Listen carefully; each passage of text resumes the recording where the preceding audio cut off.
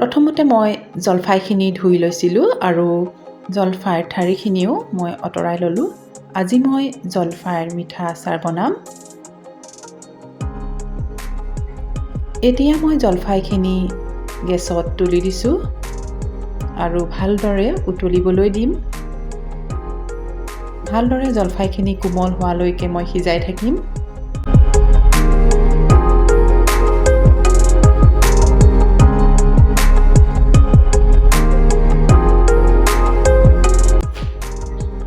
এইখিনি নিমখ আৰু জলকীয়া দি মই মাজতে জলফাইৰ আচাৰ বনাইছিলোঁ।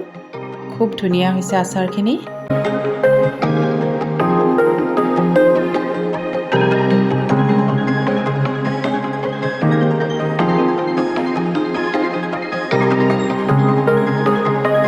এতিয়া মই উতলি থকা জলফাইখিনিত অলপ নিমখ দি দিছোঁ, তাতে সোনকালে সিজি যায়।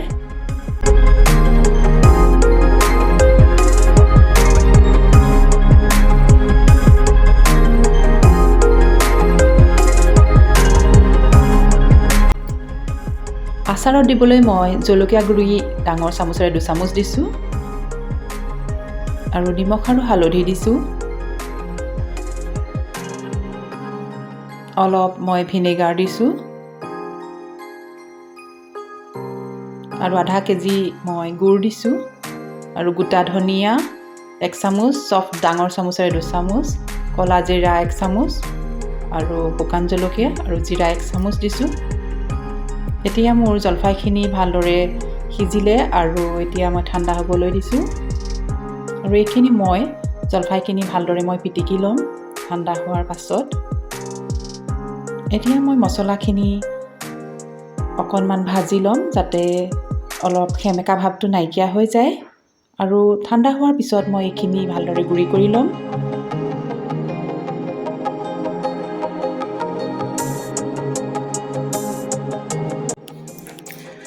জলফাইখিনি মই ভালদৰে পিটিকি ল'লোঁ আৰু গুটিখিনি মই পেলাই দিলোঁ, কাৰণ ল'ৰা ছোৱালীয়ে খায় আৰু কেনেবাকৈ তাহাঁতৰ অসুবিধা হ'ব পাৰে। আৰু মছলাখিনি মই এতিয়া ঠাণ্ডা হওঁতে মই এতিয়া পিচি ল'ম। এতিয়া কেৰাহীত তেল গৰম কৰিলোঁ আৰু শুকান জলকীয়াকেইটা মই দি দিলোঁ আৰু লগতে জলফাইখিনিও মই দি দিছোঁ।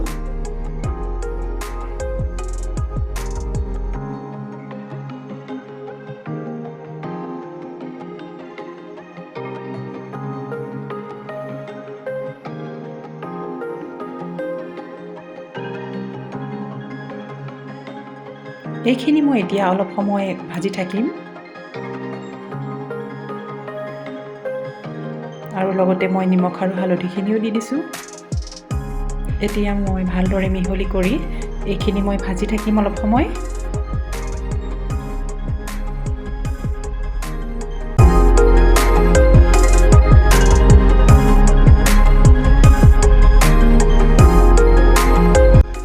জলফাইখিনি ভাজি থাকোঁতে মই গেছৰ জুইকুৰা একেবাৰে কমাই লৈছোঁ আৰু লগতে মই মিঠৈখিনি এতিয়া দি দিছোঁ।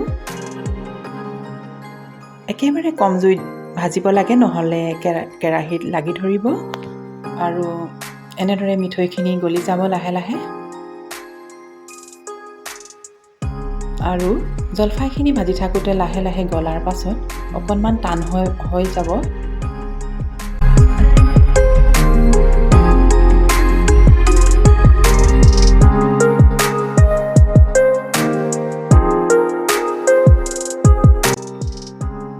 এয়া মিঠৈখিনি গলাৰ পাছত এনেদৰে হ'ল জলফাইখিনি। আৰু এতিয়া মই গোটেই শুকান মছলাখিনি গুড়ি কৰি লোৱা ইয়াতে মই দি দিছোঁ, জলকীয়া গুড়িখিনিও মই দি দিছোঁ।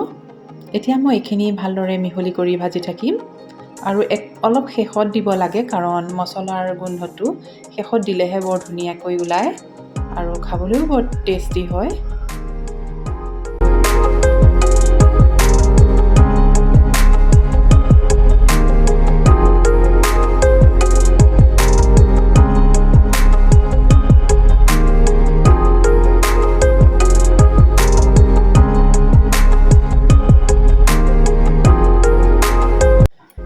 এয়া জলফাইখিনি হৈছেহিয়ে আৰু এতিয়া মই ভিনেগাৰখিনি ঢালি দিলোঁ। এতিয়া আৰু অকণমান সময় মই মিহলাই থাকিম। এয়া টান হ'বলৈ ধৰিছে। অকণমান সময় মই এনেদৰে মিহলাই থাকিম।